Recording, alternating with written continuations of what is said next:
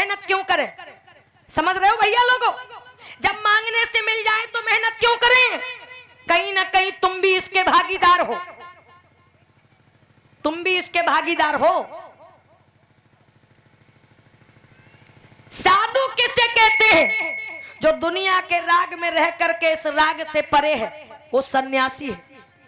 दुनिया की कोई भी चमक दमक जिसके मन पर अपना प्रभाव ना छोड़ सके, वो सन्यासी है। जो किसी भी स्थिति में किसी भी दिशा में अपने अस्तित्व को दांव पर ना लगाए, वो सन्यासी है। राजा बनना सरल है, लेकिन वैरागी बनना कठिन है। पता चलो दान दक्षिणा मिली, भज के नाती को दे आए, आइए चीवर पहन के हम सन्यासी हैं। भंते जी बुरा मत मानना, बात तो सच्ची है लेकिन कड़वी है।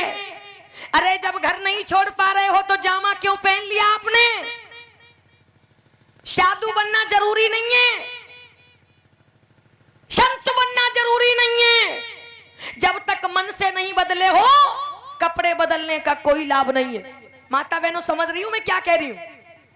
हमने देखी घरे गए उतार दो चीवर ले रुपया लगे लासन में, अको पहुंचिए गुरु जी श्याम सुंदर बौद्ध, तो समझ लो रेल बनी रखी, गुंजाइश नहीं होगी। तो जिसके मन में तसल्ली नहीं है, जिसका चित्त दूषित है, जिसने अपने चित्त को अपने अधीन नहीं किया है, वो सन्यासी नहीं है, बैरागी नहीं है।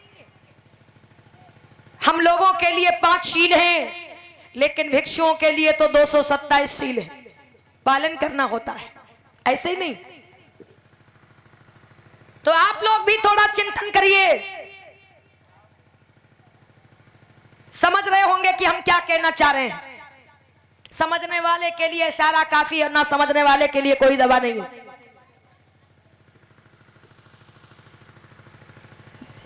ज्यादा नरक और स्वर्ग के चक्कर में मत रहो, वर्तमान को देखो।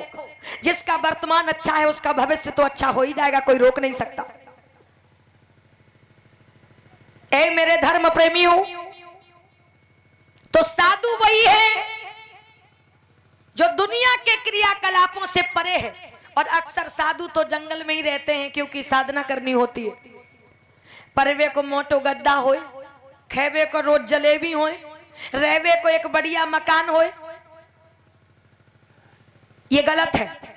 साधु बनने के लिए हमें त्याग करना पड़ेगा, उस व्यवस्था को अपनाना पड़ेगा, साधना करनी पड़ेगी, मन को भ्रम से बचाना पड़ेगा।